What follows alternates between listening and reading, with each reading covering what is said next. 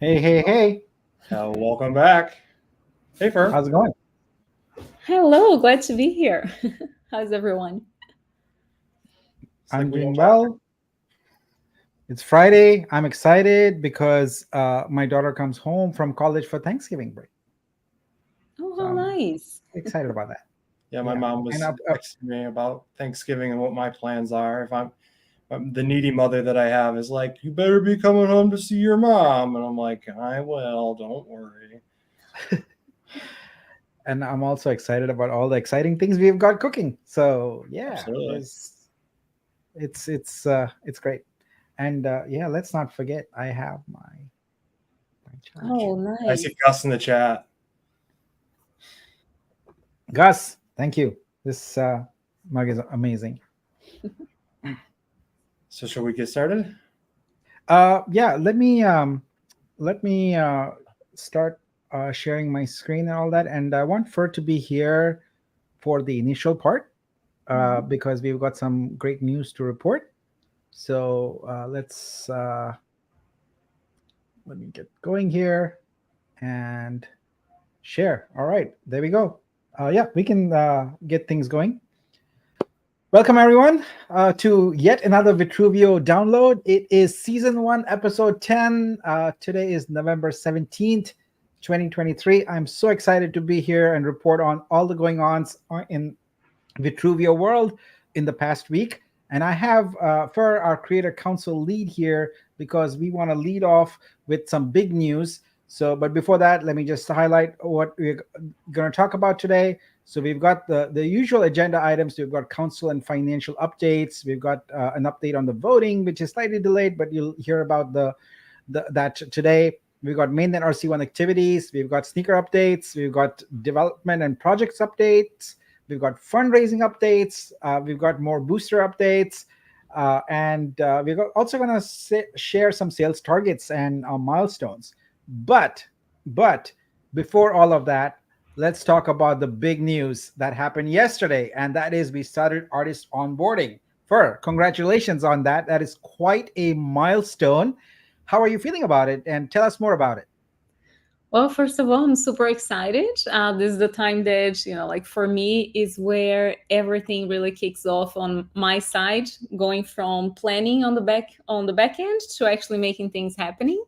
So we got the artist call out and we have people signing up. So I'm super excited to start onboarding artists. And we have a goal of up to 2,500 artists in December. So I can't wait to have everyone here with us.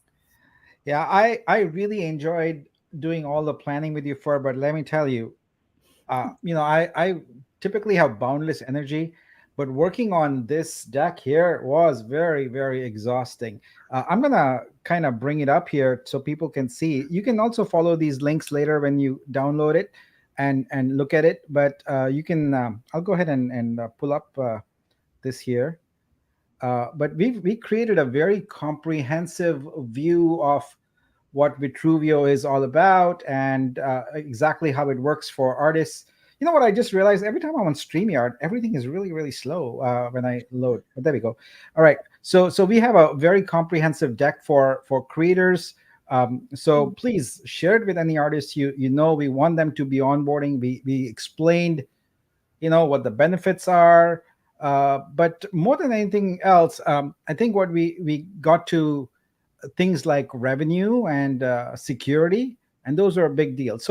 I would like to talk about the two unique things that we are offering here that I think people need to understand are completely unique to Vitruvio. And the first one is about royalties. So let's bring up that slide here. And why don't you address like sort of the income and royalty, and I'll address the security part of it. Okay, so regarding royalties, I wanted people to first of all, like if you're not involved in the artist, scenario, you may not be aware of how important this is. But as someone that have been, doing NFTs for over 2 years, I have seen a lot of changes happening, and they have not been good for us creators. And one of it was that royalties all of a sudden was removed from our reach. So we joined the space with this big, beautiful vision that, like our art can be sold on secondary and we make money out of those secondary sales. And then with all the changes that happened on ETH, that royalty that was set by creators was suddenly not enforced.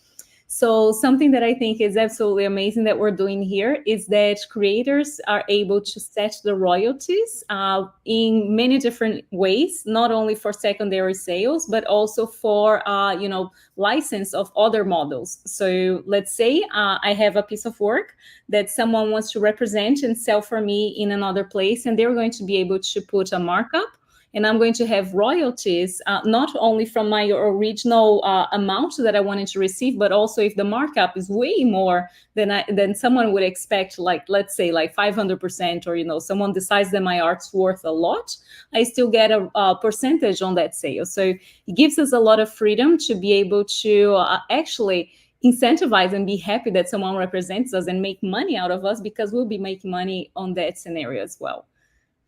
Yeah, and I mean, this is something that is a big problem between traditional artists and galleries, because they get it's just like the music industry. If you come to think about it, the creator gets paid whatever flat amount they've negotiated with the gallery. Meanwhile, the gallery can sell it for like a huge amount and pocket the entire difference. And we are saying we won't do that, and we'll give artists more freedom to get to reap the same reward, right? Share the reward. So yeah, I'm excited about that. And we could sense that a lot of the creators we were talking to in the space, etc. yesterday, were very excited about that. Yeah, I'll say like I wasn't expecting that many people to join us. Like I don't know, like we usually have, I don't know, 100, 200 people, and it was 450 people that joined, and it was like 2 hours something spaces, and they were there for the full time. So I can tell they're excited. Yeah, I think I don't think there's going to be a problem with getting 2,500 artists. What we've done is create what's called an open call, and what that means is we are not just saying, here, give us your email address. We are asking for that, but we are also asking them to submit an artwork. So people and that artwork can't be previously minted. So some of them are creating new artworks, and we've given them until December 7th. Is it December 7th? Yes. Yeah.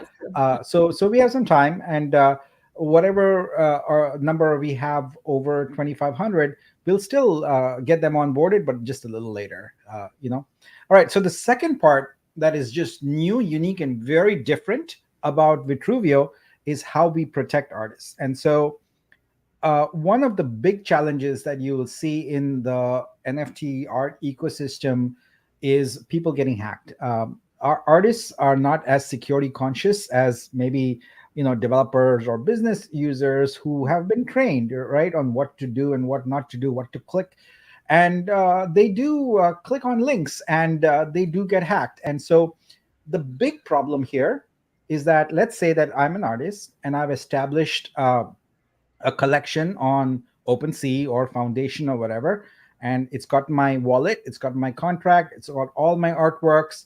If I get hacked, not only do people drain all my funds, but now my ability to maintain continuity on that collection is gone because someone else has the private key.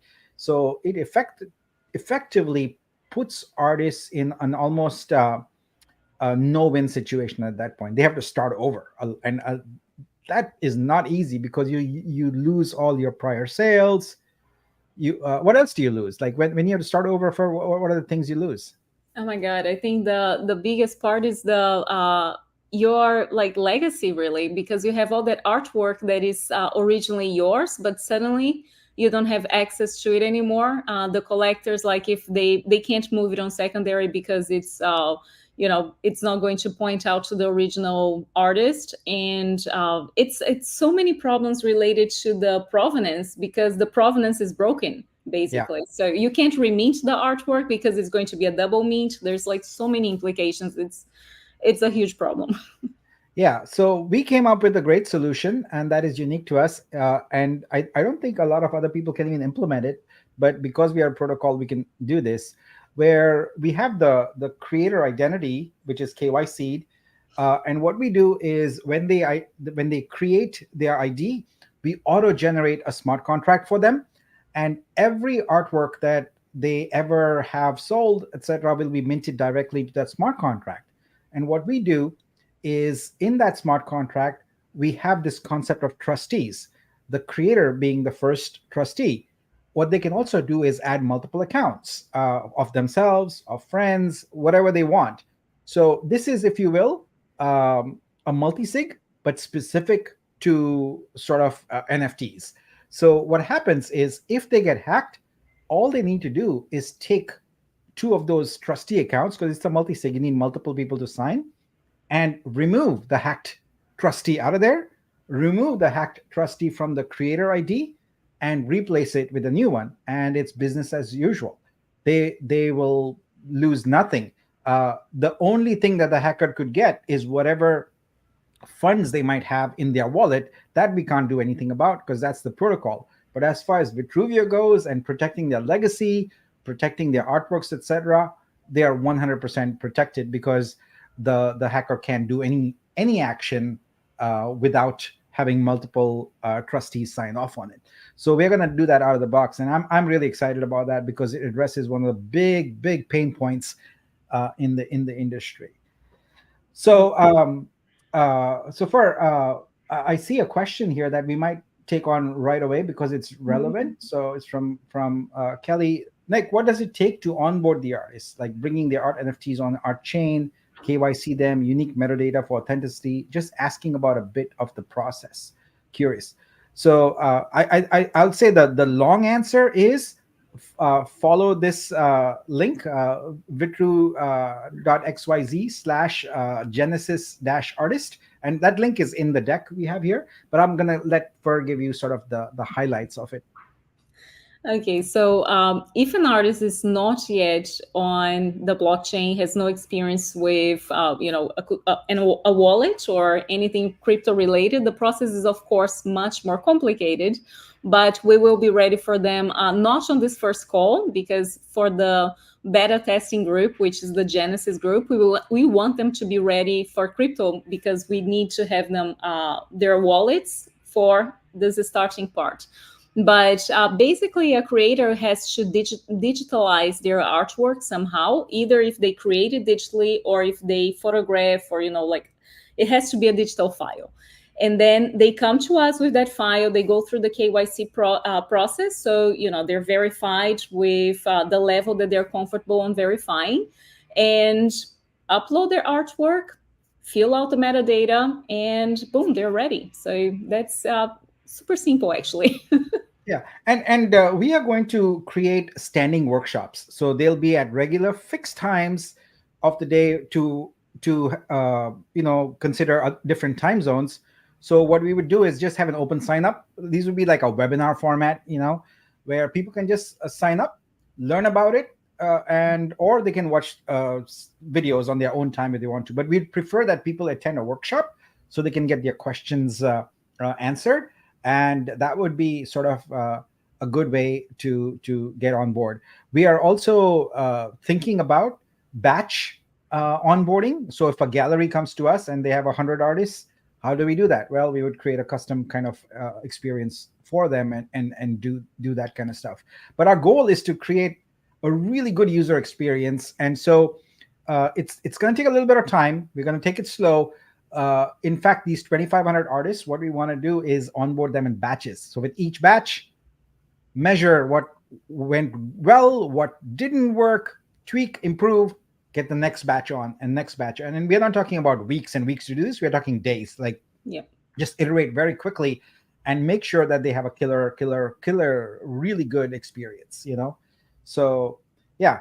All right, Fer. Thank you. I appreciate you coming on here and talking about this. I'm really excited to get artists on board. I made that my pin tweet now, and people have already been DMing me about, like, this is so exciting. It's finally happening and all that. And yeah, it is. It's a long time coming, and it's very exciting to bring all of these artists on board. So let's quickly, before you drop off here, just look at the timeline. So right now is our open call through around December 7th. Then what happens?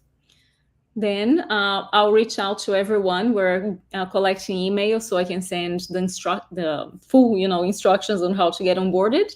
That's on the week of the 10th. And artwork will be ready as artists are going to be onboarding on those batches that you mentioned, because, we'll start with each group. And throughout December 17th, we'll be ready for starting sales. And I can't wait for a metaverse celebration. For those who are not much involved on those, like, I can guarantee you will love it. We put everyone together in a cyberspace. It can have, like artists, collectors, just people that Our want to be investors, involved. our community, Yeah, everyone. exactly. Yeah. Exactly. And a DJ. Yeah. A DJ, we can have a party. We can, we'll have all the artwork showcase so people can look at them, not only on virtual walls, but also, like, you can select the art and have it open up on your screen so you can see it better. It's a fun experience. So we're planning on a party on the 23rd. So that should be Yeah. fun. And I'm really, really excited about that because in addition to all of this happening, we have a huge, huge surprise in store, and I cannot wait for us to get to there so we can share that with everyone. So I'm really, really excited about that. All right, cool. So thank you so much, Fur. I appreciate it. Keep doing what you're doing. You're doing amazing, and the artists love you. They love you so much, and you're. I always say, like, you're a superwoman manifest. So thank you so much, and I'll talk to you again later. Thank you. All right, let's continue with our download here. Let's talk about our financial update. Dive right into that.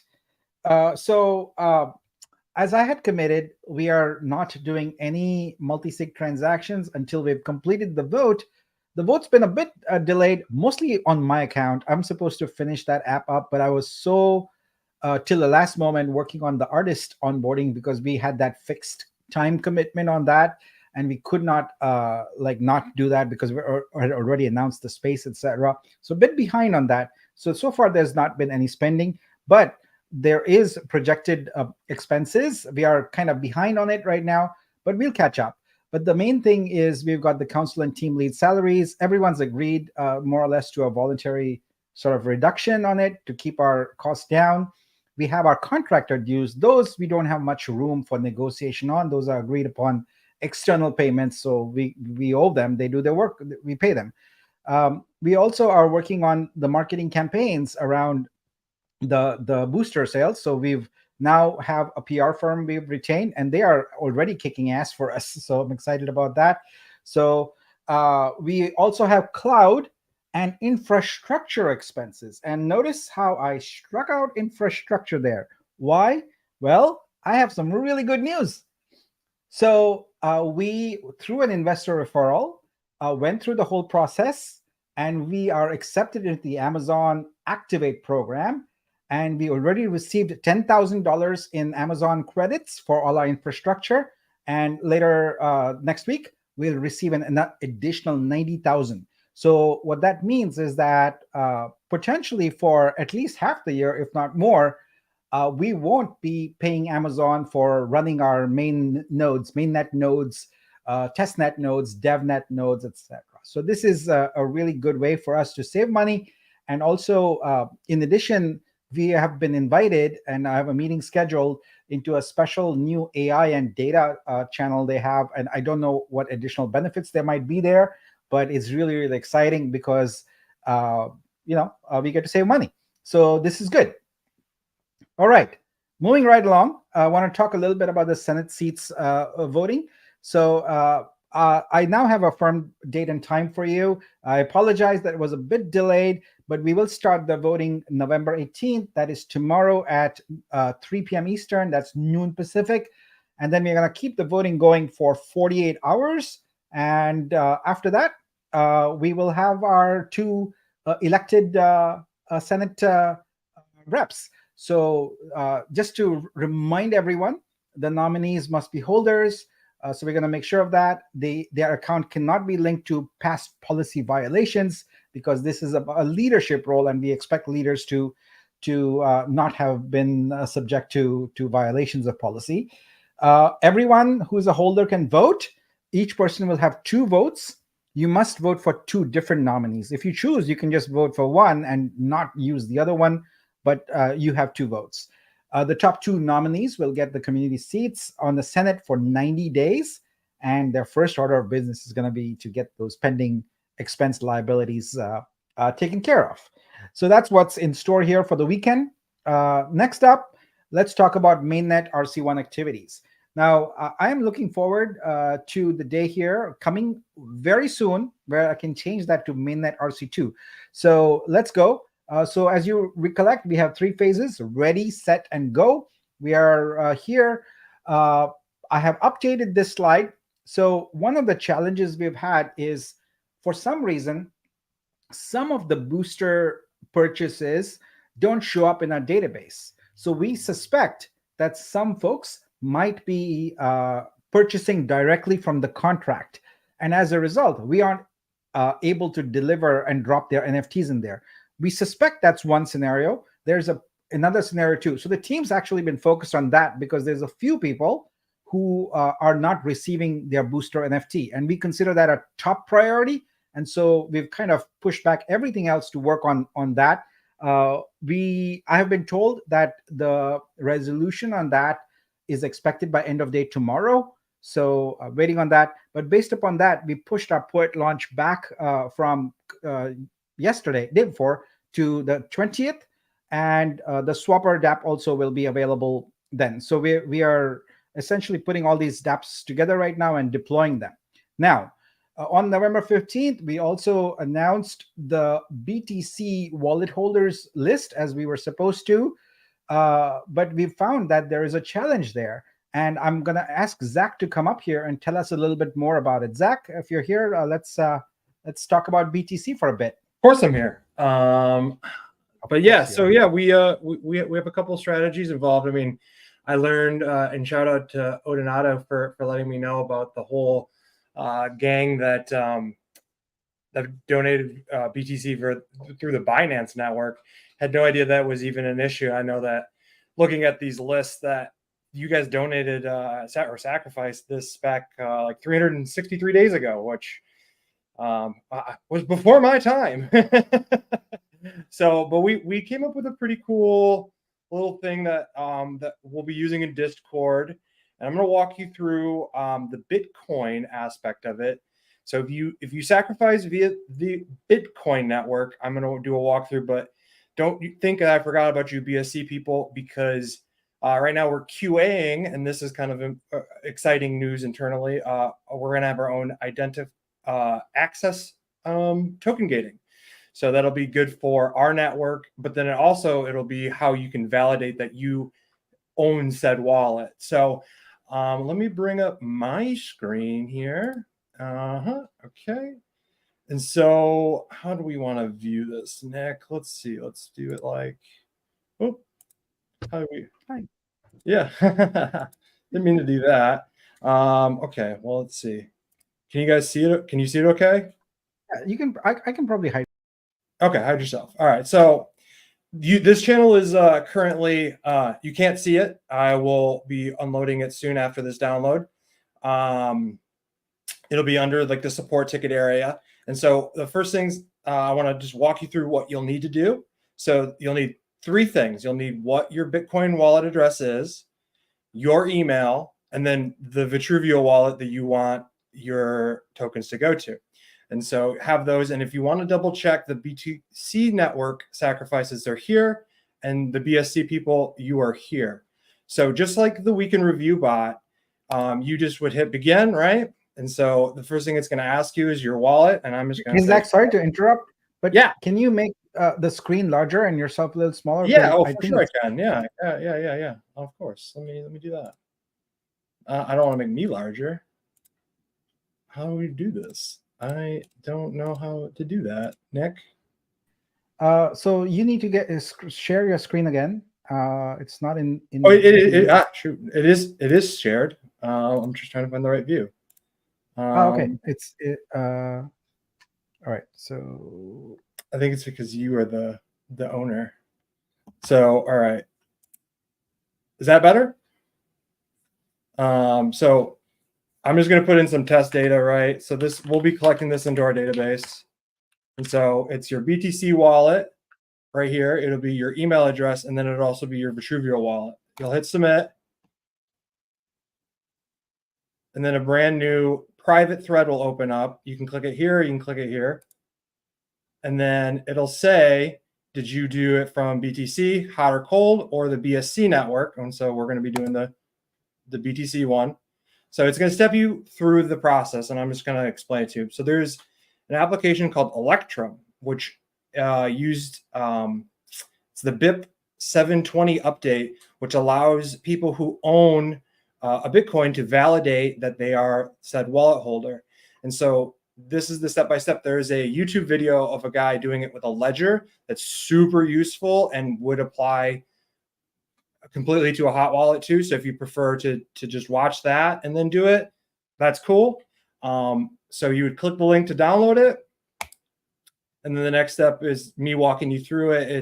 It's you set up your own test file, which then you would import your private keys, right? And then you'll see this looking screen right here, and it'll show your address here, receiving. You would go up to tools, and then you would go to sign, verify a message, right? And then you'll see this screen, and this is the most important. I'm going to make this bigger. So it'll be your message. Your message is going to be that Vitruveo wallet.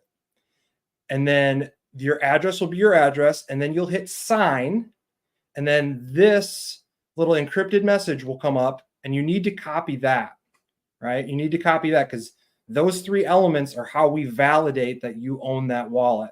And there's a website that you can go check to see if you did it correctly. And that'll be in the next slide.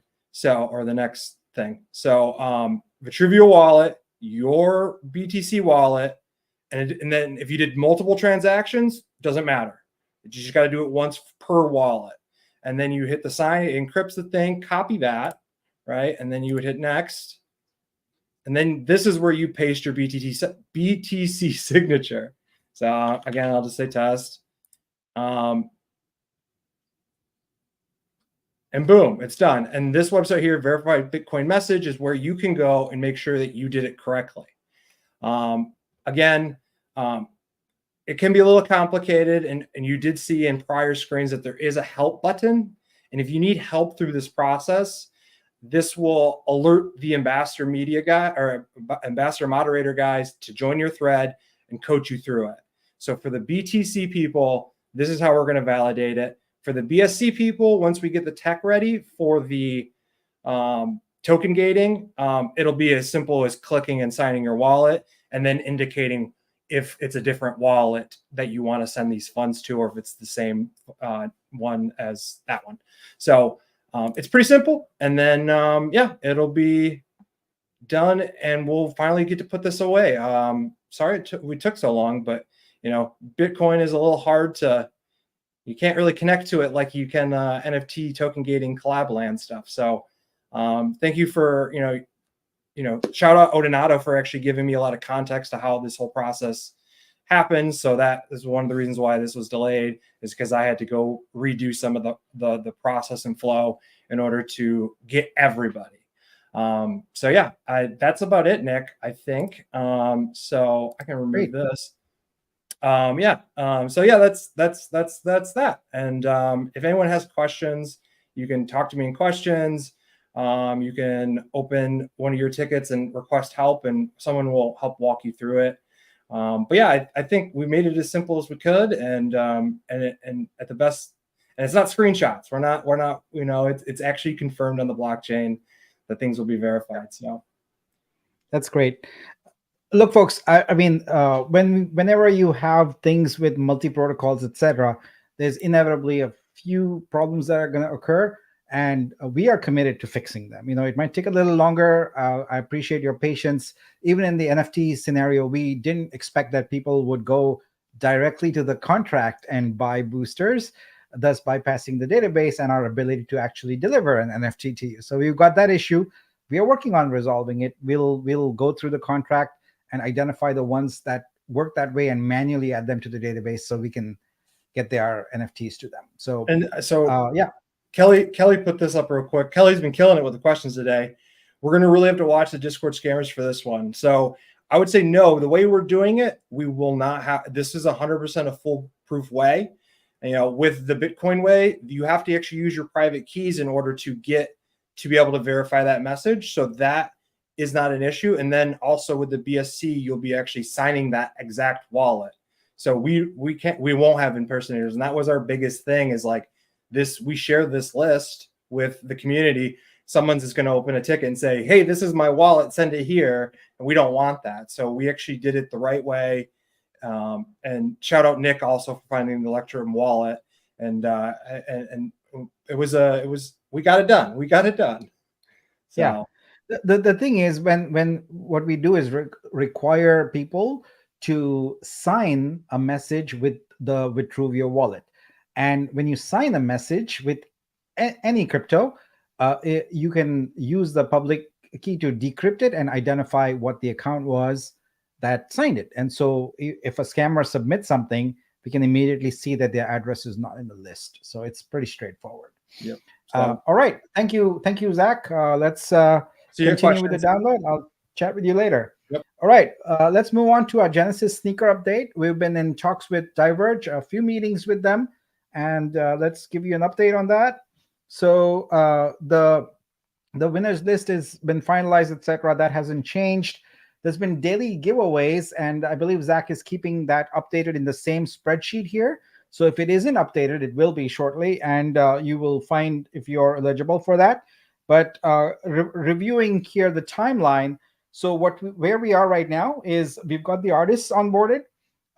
We have received the templates from Diverge. So these are the like I put screenshots of a couple of them in there, one for the high top and one for the low top. And you can see how the artists are going to have to work there. They're going to have to essentially go into the pink area there, which I don't know the color is that visible, but the inner area there. And so they're going to create artwork that just goes exactly in there. And what we found out is that the scaling of the artwork does not look as nice. So we are actually going to ask the artist to do it for 3 sizes of sneakers, which then gives the whole range of all the sizes. But they do like the smallest one, the middle one, and the largest one, because the surface area is significantly different, where more of the artwork would be displayed. We just don't want to just stretch it. It wouldn't be as high quality as it could be. And so we are doing that. But everything there is on track. We've got things going around the claim codes and all of that. So timeline for the sneakers is very, very good. No issues as of now to report. All right, next is a dev and projects update. So what I've done here is we are juggling a ton of projects at the same time. Each of these is a Dapp unto itself. It could take weeks, and some of them are like weeks, but we are compressing time in a lot of this. So what I did was color code these to show you what status they're in. So the blue stuff is in the early stages. The orange stuff is stuff that is about to be released. So both Swapper and Poet will be here for you Monday. And a green one, once they're released, they'll start turning green. So these are all the applications currently in development, and that's a lot of them. There's also tokens there and things like that. So that's what's in development. Next up, I want to bring up my, as I was saying in the team stand-up today, our Jeopardy board here. So previously, I had this and I had names up here, but it turned out to be not a good idea to put those names because people were prematurely contacting for whatever reason to verify that. And in some cases, also actively sabotaging our ability to close those deals. So from now onwards, what we'll do is we'll reveal to you the category of where a partnership project is going. And you will hear about it when there's a press release, when we are actually released and active. So I don't like doing that. My default behavior is to be as transparent and open as possible. But I also want to make sure that we can actually be successful with these projects and get these partner projects launched. And to the extent people in the community just thwart that, I have to take these measures. So anyway, what this week we have three new initiatives going on. The first one is with an art display hardware manufacturer. So if you're aware, there's a whole slew of new products out there in the market that are taking these displays and positioning them as frames. So the consumer big one that you might have heard of is Samsung Frame. But there's others. There are others, especially ones for high-end homes, offices, hotels, things like that. So we are working with one that is a pretty slick display, and we are going to incorporate Vitru streams with their API. So we're going to see where that leads. We've just had an initial couple of meetings now, and we're going to start talking tech very soon. But we expect fully that this will be our first Vitru stream partner. We also started talking to multiple galleries and getting them comfortable with what Vitruveo is about. And the reason we want to work with galleries is we want to sort of batch onboard all their artists, because galleries are a very important sort of a source of artists in our ecosystem. And lastly, we are talking to a non-US government agency in the social impact sector to bring on board a significant number of artworks onto our chain. So you'll hear about that also. So we'll keep on doing this, and we'll keep on adding projects here. But unfortunately, like I said, we'll just do it categories until it's time to launch. But things are going really well. Every partner that I talked to so far is really excited about the new things we are doing, because it's really about flexibility. On Ethereum in particular, due to gas costs and due to the fact that there's only a couple of big marketplaces, it's really hard for them to build the trust that they need to in order to onboard. And Vitruveo is all about trust, building trust for the artists and the galleries and the creators. And so they see this as a very welcoming thing. So I'm excited about it, and I'm excited to fill up this board. I feel like as we proceed and as more and more artists learn about how this works, we are going to see inbounds. In fact, the reason we have to sort of cut our download, keep it short today, is because we have another partner meeting. I've been up since 4 a.m. Pacific time, my time, and already had 3 meetings with potential partners. So I'm really, really excited about this. The word is getting out there, and people are seeing that there's something new and exciting coming. All right, let's now go to the fundraising update. But before that, let's take a look at the Vitru Booster page. All right, so we are at $530,460. You've all seen by now that we got a new progress bar on there. We can't show it on mobile view. So in mobile view, you just have the boxes with the numbers on there. But what I wanted to do was give everyone a sense of where we are and where we are headed. So our base goal is 3 million. And our stretch goal is 5 million. But also, we have added the nano boosters here. So those are available for $10 each. And this was by request. People in the community requested that, and I thought it was a very good idea. So we've implemented that, and it's all working very well. Now let's go back to the deck here and get into updates. So as I just mentioned, I've been talking to partners, but I've also been talking to investors, and the investors go through multiple stages. I wrote about this in Discord. You have a preliminary call with one of them, and then maybe you have a secondary call with multiple partners, and then you go back and forth on diligence, etc. So we are actually at diligence stage with one of them, and we are at level 2 with a couple of other investors. So those talks are moving along. I don't yet have good information on what appetite they have in terms of the size. We'll get to that. We'll get to that because you do that at the negotiation stage. But I also have a fair number that are in the queue, and we have also leads. But what I found in my sort of multiple times fundraising is the best way to do this, if you need to raise capital in a compressed window of time, is to get all investors together and pitch to them at once. and that's exactly what we have lined up. So I am going to Dubai in the latter half of December, and we are organizing a Dubai investor and galleries event. So basically, we are just renting a large conference room at a hotel, and we are going to set it up with screens with the artworks, because we'll have artworks then, etc. And I'm going to do a stage pitch. Essentially, the tentative date is around the 16th, but it may change because we are still working on venue availability. We have some amazing referrals through our PR agency there. They are very well connected with the investor and the gallery base here. So we'll target around 50 to 75 investors at once, plus around 8 to 10 galleries at once. And by doing this, what we can do is really compress time, as I mentioned. This does not mean we'll give up on doing the traditional routes. I've got my list, doing outreach, etc., and we'll get to those. But this is a way to get a concentrated set of investors to make a quick decision right there and get things going.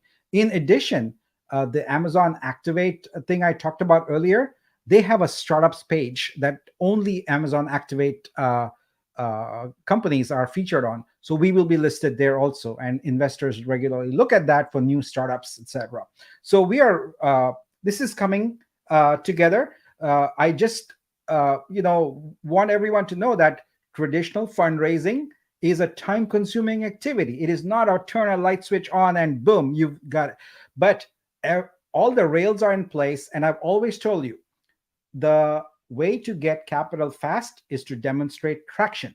This is why we've done things in parallel. There is a method to everything we are doing. It may not be obvious to you, but if you step up, to 50,000 feet and look at strategically what all is happening, these pieces of a puzzle coming together, and the artist onboarding we are doing is around traction. We want to get them to actually bring their artworks on board, to go through the process, etc., because that is that amplifies the degree of confidence investors will have in our ability to deliver. So everything is coming together as planned, and things are moving along. And I certainly hope that we can meet all our goals. I am very, very confident. The only thing I don't know is when. And people always ask when, and I'm always perplexed by that question, because I would think that first people would ask why, what, how, but people always jump to when. And I'm puzzled by that. I don't always have a good answer for when, because it depends on what you're doing, how your approach is, what is your strategic approach to it, and why you're doing something. So when is not a really good question to ask. It's in fact a very silly question to ask, unless you ask those three questions up front. So here I'm telling you what we're doing it, how we're doing it, and from that will follow the when. So anyway, the next thing I did is kind of consolidate for us the fundraising scenarios, because I feel like a lot of people still don't understand what's going on here.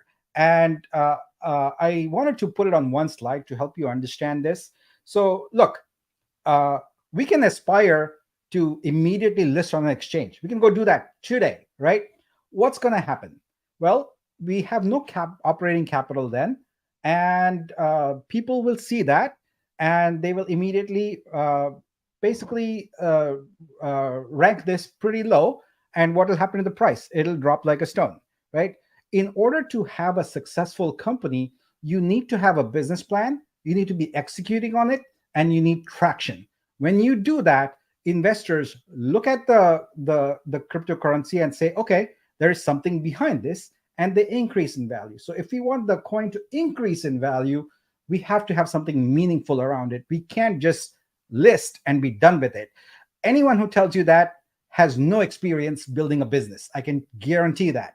So we are approaching this with two directions. One, ensure that we have operating expenses so the team can build things, etc., and ensure that we have liquidity, right? Both of those are important.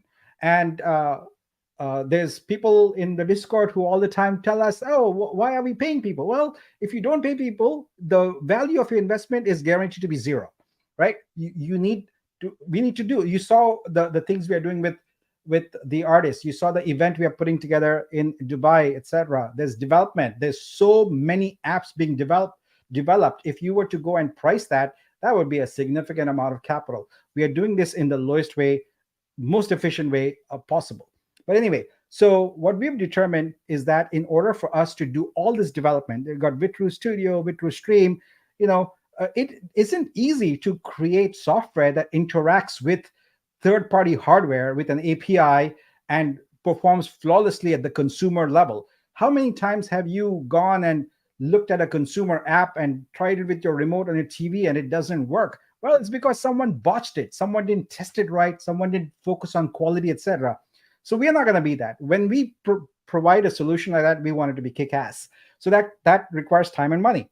So what we've done here is essentially take our lowest threshold, which we feel is around 150K, at least for the first 6 to 8 months, in order to get a lot of this development done and these partners onboarded and get our revenue stream going. So at a 2 million raise, what we would have is a runway of about 8 months. And then that would give us a reasonable runway to execute and get traction to the point where we have enough revenue coming in and the coin has increased in value so that we can fund more through the treasury. We could also potentially do a secondary round, which I think is a very good possibility. But then that gives us Vitru and Vitru liquidity and puts us at a price target of $2. I won't repeat it for every column. You can see the numbers there. But at 3, 4, and 5 million, we are in safe territory then. We've got a 12-month runway. We can provide liquidity and we can have a decent price on the coin. So this is why we are working hard with investors, etc., to get to that milestone. So it's not a question of Nick said we're going to list on an exchange this day. I cannot commit to listing on an exchange until we are out of the woods. So the capital fundraise is the trigger. I just want to repeat it again and again. The fundraise capital is the trigger for us to list on an exchange. And the reason for that should be obvious, but I'll repeat it. The moment we list on an exchange, it is no longer possible for us to sell boosters because you can't have two different price points there. So this is why we need to raise, ensure that we have a runway, ensure we have liquidity, and then we can list on an exchange. So all of this is good. This is good stuff because when we do all these things, when we have capital, it means we are building value. And when we build value and we list on an exchange, third-party investors see that and it reduces our need to put in as much capital for liquidity. We want others to pay for this and provide liquidity. They're going to do it when they see a thriving project. So I hope that makes sense. All right, moving along. I always in this download talk a little bit about boosters in case there are new people joining us here. So let me just quickly go through 3 or 4 slides on that. So we are currently having an NFT sale. It's called a Booster NFT. It's available in 2 primary flavors and 1 secondary flavor. The primary flavors are called Booster and Super Booster. You can think of a booster or a super booster as a voucher. It has a value claim in terms of tokens, revenue share, etc., associated with it. And you can use a booster to boost any wallet. So you can buy a booster with any wallet and you can boost any wallet. When you use that booster utility, the value of that booster goes into the wallet you've targeted. You can buy boosters on our website and you can use Ethereum or Binance Smart Chain to buy it. And please don't buy directly through the contract. We've had some people do it and it causes problems because we can't deliver your NFT to you efficiently. We are trying to do it every 24 hours. On the weekend, it will take a little bit longer, so we'll get it on the Monday after that. All right, so here's the price point. So all of this is available through our website at vitruveo.xyz. You can click on the booster link and have all this information available to you.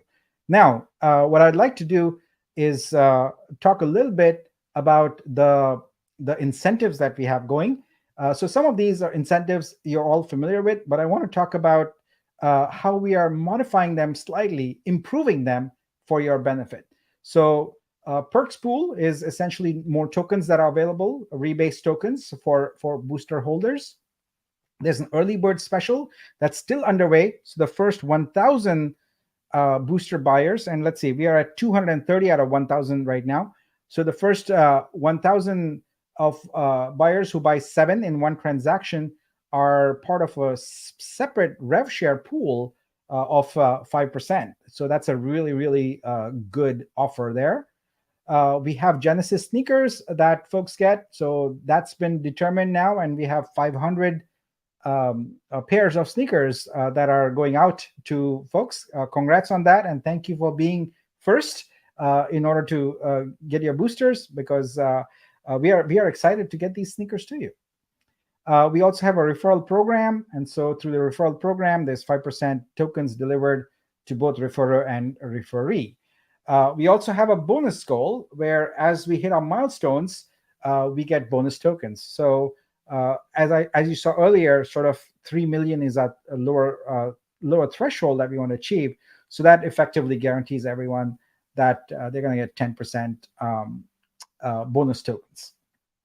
Now, we also have a daily Genesis sneaker giveaway. I think Zach's caught up to day 6 or something like that. There might be a few more days that we are adding winners to. So that's very exciting. And now I want to go into a sales target and a milestone rev share. So one of the great joys I have with my job, talk to folks who are part of the community and who are investors in Vitruveo. And I listen and I get feedback from them because ultimately they know the history of this project, and they know what it's going to take to be successful. And one of the things that they've kind of told me is that the rev share is not obvious to a lot of people. It's not obvious what the potential is for a lot of people. So that's one piece of feedback. The other thing is the investors with which we are currently sort of in the due diligence phase, they asked for some revenue projections. And that's good, because that means people are studying our deal and saying, okay, what is the potential that can come from this? So what I want to do is start off with our KPIs, a key performance indicator for sales.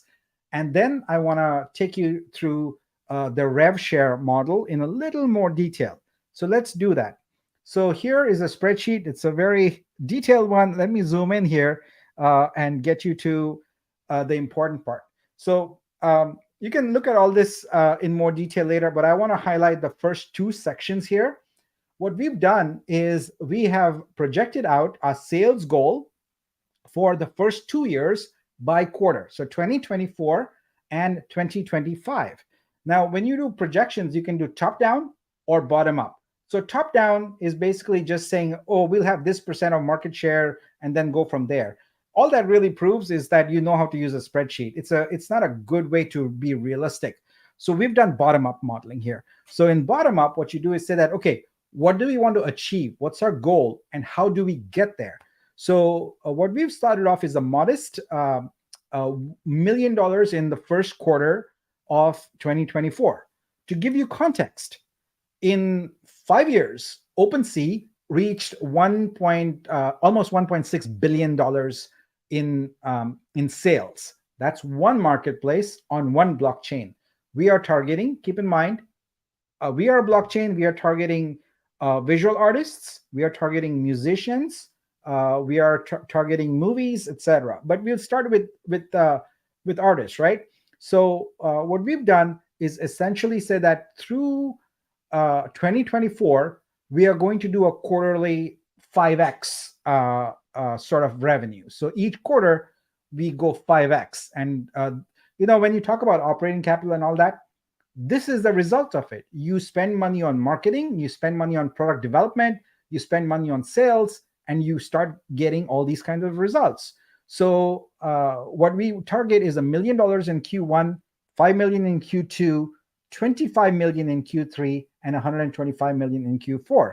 And what we've done is kind of plan this out all the way through Q4, where we believe, we are very confident actually, that we can do in 2 years what took OpenSea 5 years. And the reasons for that is because OpenSea had to build the market. And that's one of the benefits of being second in the market. If you recollect, in our business plan deck, I talked about how we are sort of mirroring Apple in terms of a vertically integrated ecosystem. If you notice, that's also an Apple business strategy. They are rarely first in a market. What they do is they wait to see how the market shapes up for a particular product. Then they innovate and improve quality. They basically remove all inefficiency out of it and come up with a very good product. That's what Vitruveo is. We have looked at what is inefficient in Ethereum marketplaces for NFTs, at what's inefficient in Solana, Tezos, etc. We've looked at what the problems are. We've solved them. And therefore, what we can do is now be in a position where we create a kick-ass product and take over market share. So we grab market share from there. We are also looking to integrate an amazing product to be able to bridge over NFTs from other chains into Vitruveo. So I'll talk about that when we're a little further ahead in that conversation. It's a little early right now. So our goal is to, in 2 years, get to where OpenSea is. And I'm pretty optimistic based upon everything I'm seeing right now, all the people I'm talking to, what we are working in terms of code and things like that. So what does that mean for you as an investor, right? Let's look at that.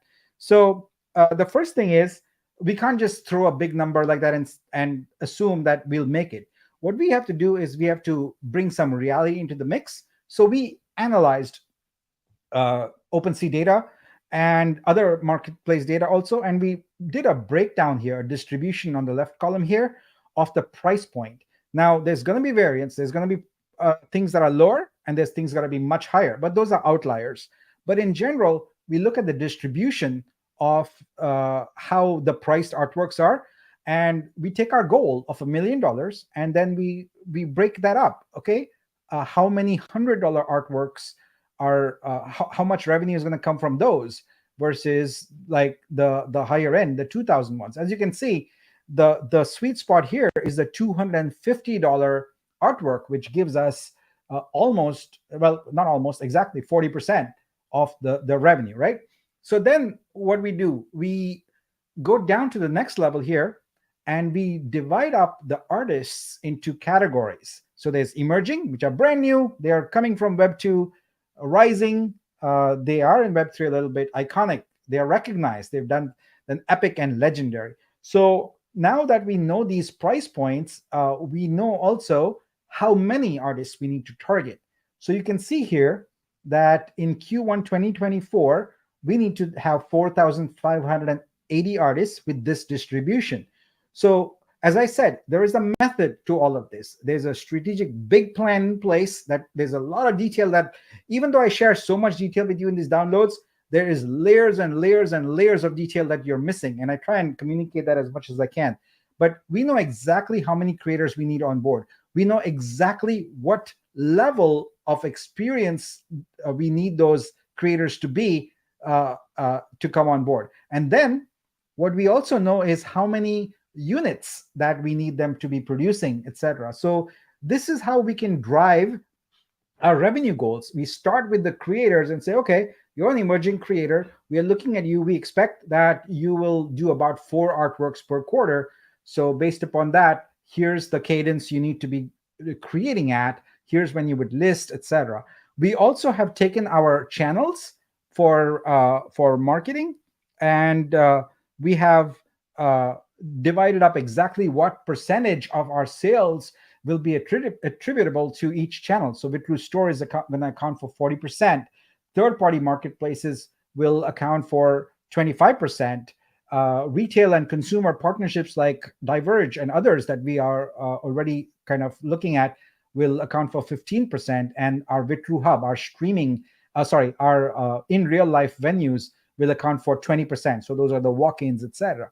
So when you do models like this, perfect cannot be the enemy of good. We do something, we measure, we look at what the data is, and then we improve and refine it. So this is not laid out in stone. What we'll do is go through Q1. Okay, what do we see? Does it match what our expectations are? We adjust and we refine, and we grow the project. But I am 100% confident that with the level of detailed planning we are doing and knowing where the market has been and where the market is going and what the gaps are and what the problems are, we can achieve these revenue goals. So these are not pie in the sky, made up revenue goals. These are very realistic sort of revenue goals.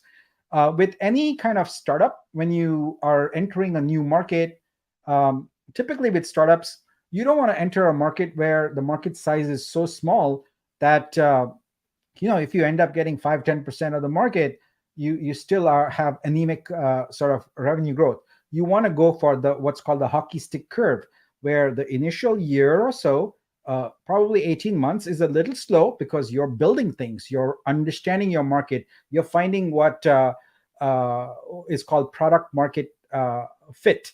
So where exactly in the market does your product fit in and how? So you're doing that. And then you hit this inflection point and it takes off and you get this hockey stick curve. And you've seen that probably with a lot of sort of venture funded deals and all that. So we've got that going based upon this plan. And what I want to do today is kind of, given where we are going with the revenue and given where the booster sales are, I want to help you understand how the revenue share works. So let's dive right into that. So this is zoomed in a bit here. So let's zoom back to 100%. So first of all, I want to share with you the graph here. So this is our growth chart, basically. So you can see how you got that hockey stick going.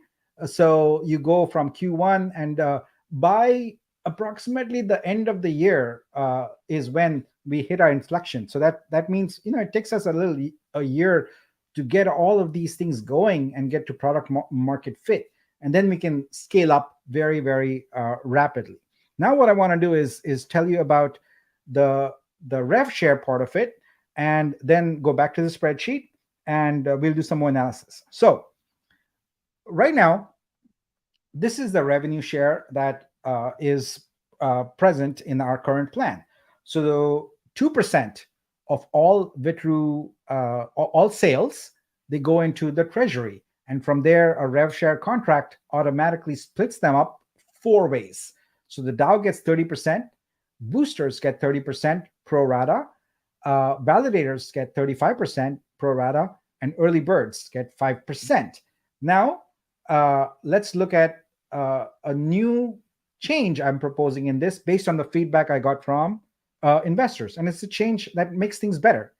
So what I'd like to do is propose to you a milestone-based revenue share increase. What that means is that an additional 25% of the DAO fees become available for booster revenue sharing for 2 years.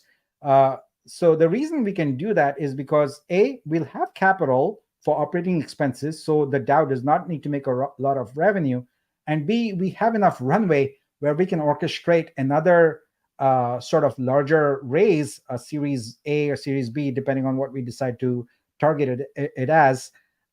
So we can afford to give up some of those revenues to our supporters right now.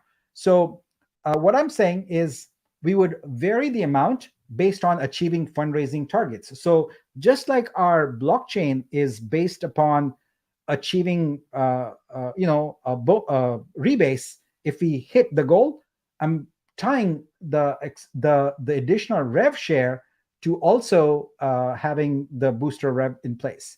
So what this will do is essentially give booster holders a significant ROI increase over 2 years. So let's see what I'm proposing here broken down here. So what I'm saying is that we would move 25% of the DAO's revenue to the boosters column, making it 55% of revenue for 2 years. And that's a ceiling. It's not exactly 55%. You'll see projections in just a moment on why that is done.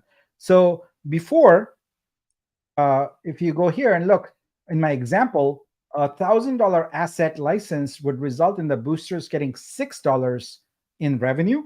With this new model, you would potentially get $11 in rev share. Now, let's look at the breakdown of this and see how it works. So what I've done here is created a sort of a worksheet calculator for you. Anyone can go use this. The link is there. Let me zoom out a little bit so it's easier to see. So the way this works is pretty straightforward. There are two purple boxes. You can put in your boosters owned, and you can put in how many sales we've had cumulatively, and you can then project out your return on investment in 2 years. So right now, let's say you buy one booster. Okay. Actually, I need to make a copy of this. Sorry. You know what? Let me just sign in. I should have done that. You know what? I don't want to waste your time, so I'm going to switch to another screen here, pull that up, and go at it. So let's do that. All right. So let's say that you have one booster, and so far, let's say that our sales is 650. Well, let's put the actual number here. What's it? 530? 530,000 approximately, right? So you can see then that your cost is $150 in this cell, and you can see the sales goals. So I just showed you the sales goals. Those are put here. You can see how many fees you get, and we can see that the overall booster rev share is at 30%. This is the same value that has been there prior to my talking. So this is the current value about a new one, right? So what would your rev share be? Well, the rev share is in this row here. So in Q1, it would be very small, 6,000. But then as we go closer to the end of Q4 2025, your rev share gets to be $9 million. And so the rev share for one booster then is cumulative over the period of this year, $1,031, and for the first year, $47. That results in an ROI for you of 619%. That's one booster. If we have not met the goals. Now the goals are right here. The goals are 1 million, 2 million, 3 million, 4 million, and 5 million. And for each one, there is a progressively higher revenue share percentage that's there, right? So let's say now that you decide, okay, let me buy 10 boosters, right? Now, right away, you would see that the ROI didn't change, but your numbers certainly changed. So for an investment of $1,500, based on our revenue targets, you would get $10,800 odd dollars.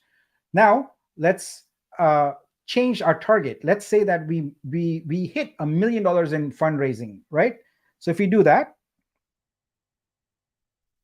now look at the ROI. Your ROI jumped up significantly to 738%.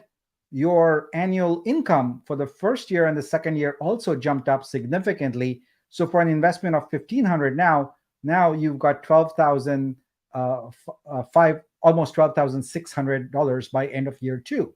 Now let's go to our actual goal here. When we go to $3 million, what happens? Well, then you get a whopping 978% ROI for that same 10 boosters. So while people spend a lot of time talking about token price, etc., I'm not sure that it is clear to the community that rev share is where it's at. Rev share is really where you're going to see the maximum return. An ROI of 978% is pretty high. And as I said, you can go do your research on the sales for OpenSea, Foundation, etc., and you can see how realistic it is that our sales targets are. I believe that they are very, very realistic based upon the number of creators we need to onboard, the number of artworks, etc. And so this model is available to you. You can copy it and play around with it and figure out, for the boosters you have or the boosters you plan on buying, once we hit our sales targets based upon this additional rev share, how quickly you can get a return. Your return will be very quick. And then what kind of profit you can expect from your investment. So I just wanted to throw that out there for everyone to take a look at. If you want to go visit this worksheet, it's right here, vitru.xyz/booster-income. So that gives you this worksheet. Just make a copy, play with it, and if you feel our numbers are, not that are too optimistic, whatever, feel free to change them here, and the data will be reflected in this worksheet here. So you can do some of the modeling yourself and figure out if it works. But I didn't put anything related to perks. I didn't put anything related to rebasing or anything in here, because this is only about rev share. And I want to help you understand that while the tokenomics support a really good return, that's separate. This is really something fairly large based upon the income, the revenue from sales that we are targeting.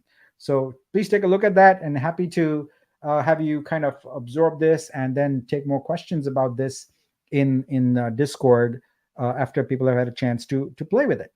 All right. So that concludes our download for today. You can get this whole deck at vitru.xyz/download-season1 S1E10. All right, Zach, let's have you come on back here, and let's talk about everything.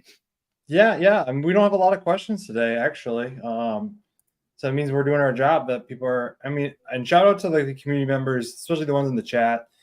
There's a lot of people are just coaching each other up. I know we're getting a lot of new faces. I'm still getting a lot of like, hey, how do I check my balance, Vulcan? And they're just realizing that we've been rebranded, and it's been 3 months since they've last checked in with us. So, but shout out to Bob and the mods and everyone for coaching people up, and we're really morale's good, man. But we do have a couple. Questions. If you want to do that, if you are, yeah, we can talk about. Absolutely. Let's do them. Well, this one's actually for me more than anything.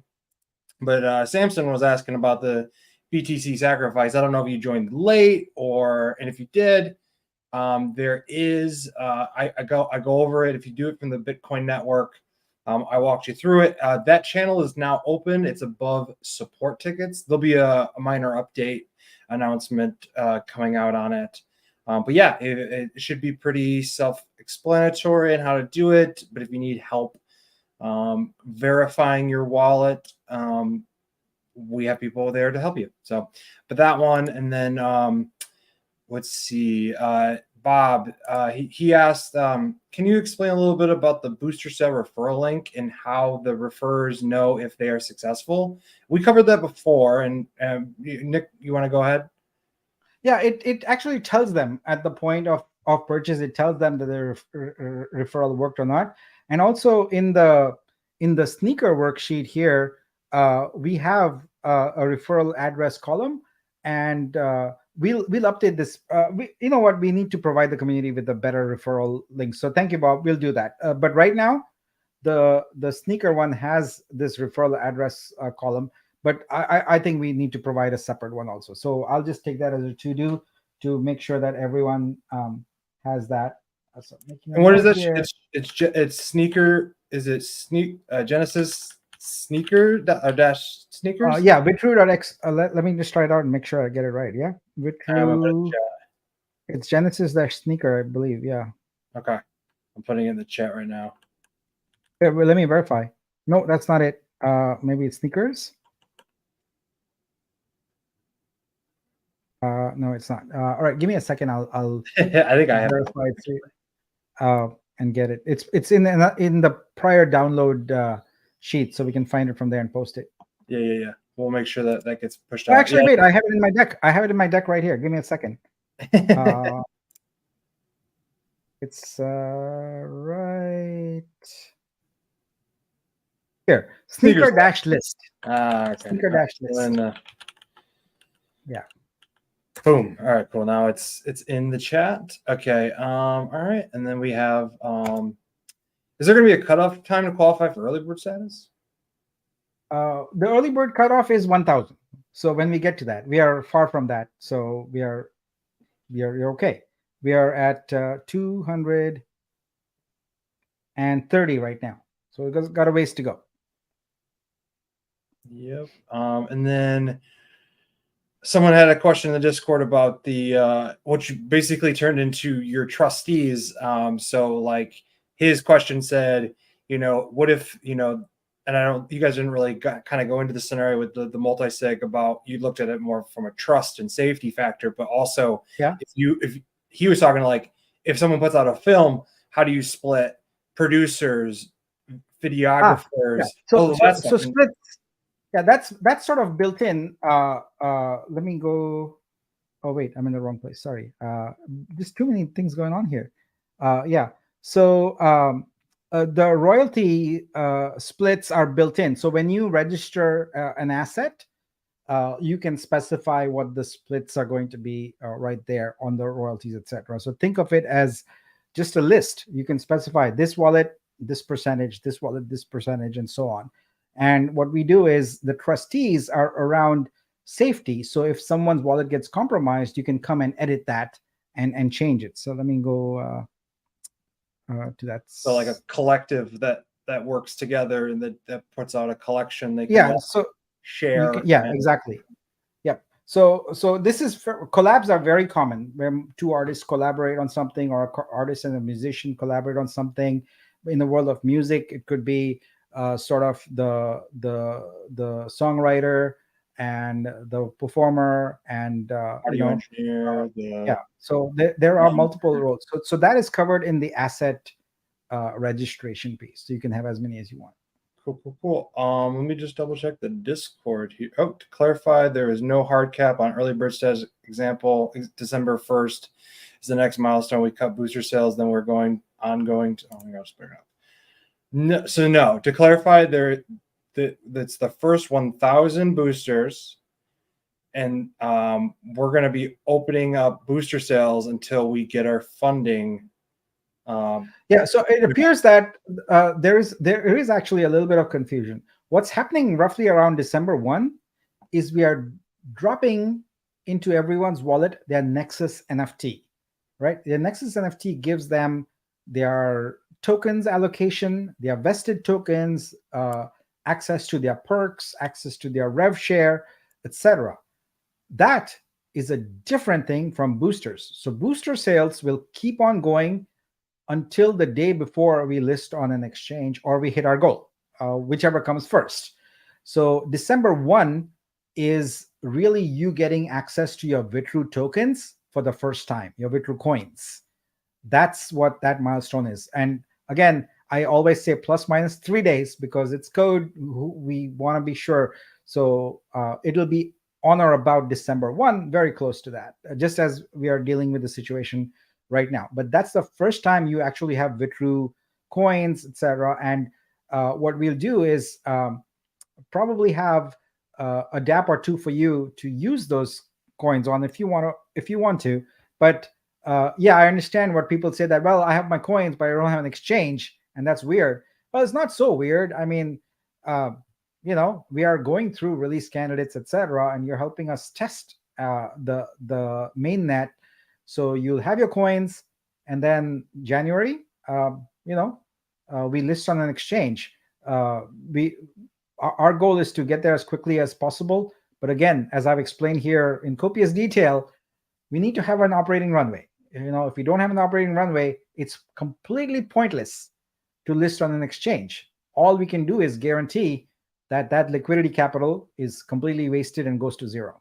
It'll be then a race against who can dump their coins first, which is not a scenario that is any project wants, right? You want to create a project, a scenario where people want to hold on to their coins because they're going to appreciate in value. So that's the kind of sort of scenario we want to create, where the project is so compelling that first of all, the coin supply is constrained due to vesting, and so we want to create external demand. We want to create other investors have a demand for this coin, so that way we can save our money for operating capital and marketing and those things that needed to do to make the project successful, and not put it all into liquidity. But we've allocated the liquidity funds, we'll put it in there, but we really want other investors to put up liquidity too. Yep.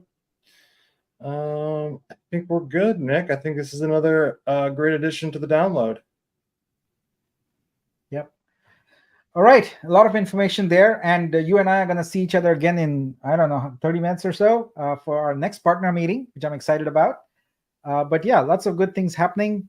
Thanks everyone for joining us on these weekly meetings. I certainly appreciate the opportunity to share with you, and things are going as well as can be right now. I'm optimistic, a little tired, but very optimistic, and excited about going on this journey with you. So thanks so much. Have a good weekend. Yeah, you too. Well, I'll see you soon. Yeah. All right, guys. Have a great one.